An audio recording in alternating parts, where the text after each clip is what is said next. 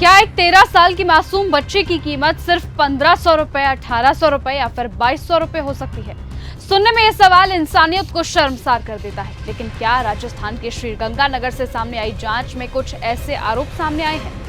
दरअसल पुलिस के मुताबिक इस मासूम बच्ची को कथित तौर पर अलग अलग होटलों में ले जाया गया था और सबसे बड़ा झटका उस नाम ने अब दिया है जो इस मामले में सामने आया है, एक एनआरआई का। जी हाँ, विदेश में पढ़ा लिखा, न्यूजीलैंड में नौकरी करने वाला, अच्छी जिंदगी जीने वाला शख्स, जिसकी 14 जुलाई को शादी होने वाली थी, जिस घर में कुछ दिनों बाद शहनाइयां बजने वाली थी, वहां अब गिरफ्तारी और आरोपों की चर्चा हो रही है।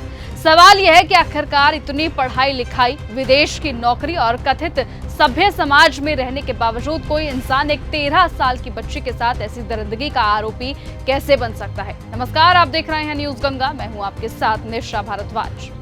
राजस्थान के श्रीगंगानगर में 13 साल की मासूम बच्ची के साथ कथित सामूहिक दुष्कर्म और दहेज शोषण मामले में हर दिन नए खुलासे हो रहे हैं। लेकिन इन सभी के बीच जिस नाम ने सबसे ज्यादा लोगों को हैरान किया है वो है एक एनआरआई का नाम। पुलिस जांच के मुताबिक गिरफ्तार किए गए आरोपियों में वो शख्स भी शामिल है जो न्यूजीलैंड में रह चुका है, पढ़ाई कर चुका है और नौकरी करता था। बताया जाता है कि 14 जुलाई को उसकी शादी होने वाली थी और इसी वजह से वो भारत वापस लौटा था। जांच में यह भी सामने आया है कि बच्चे को कथित तौर पर अलग अलग होटलों में रखा गया और उसके शोषण के लिए 1500 से 2200 रुपए तक वसूले जाते थे। सोचिए कि एक तरफ 13 साल की मासूम बच्ची और दूसरी ही तरफ समाज का वो तबका जिसे पढ़ा लिखा, समझदार और जिम्मेदार माना जाता है। यही वजह है कि अब इस मामले में एनआरआई आरोपी का नाम सामने आने के बाद लोगों का गुस्सा और ज्यादा बढ़ गया है। सवाल यह है कि आखिरकार इतनी पढ़ाई लिखाई, विदेश की चमक दमक और आधुनिक जिंदगी होने के बावजूद किसी इंसान की सोच इतनी गंदी कैसे हो सकती है? क्या डिग्रियां इंसानियत नहीं सिखाती हैं? क्या विदेश में रहना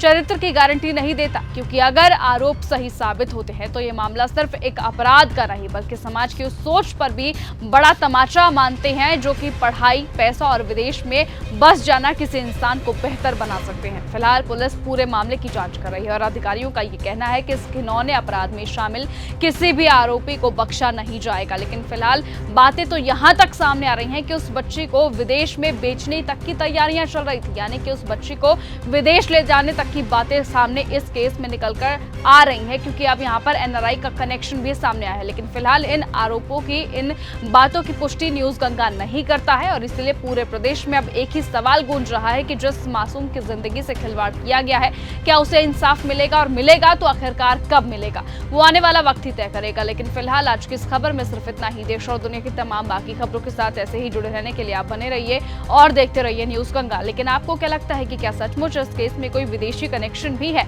आपको क्या लगता है कि इसके आरोपियों को सजा मिल भी पाएगी या नहीं मिल पाएगी? और अगर मिलेगी तो किस तरह की सजा मिलेगी? और आप कैसी सजा चाहते हैं? अपनी राय कमेंट करके जरूर बताइएगा। नमस्कार। अगर आपको यह हमारा वीडियो पसंद आया हो तो इसे लाइक और शेयर करना बिल्कुल ना भूलें। साथ ही हमारे चैनल न्यूज गंगा को सब्सक्राइब और फॉलो जरूर करें ताकि देश और दुनिया की हर बड़ी खबर आप तक सबसे पहले पहुंचे।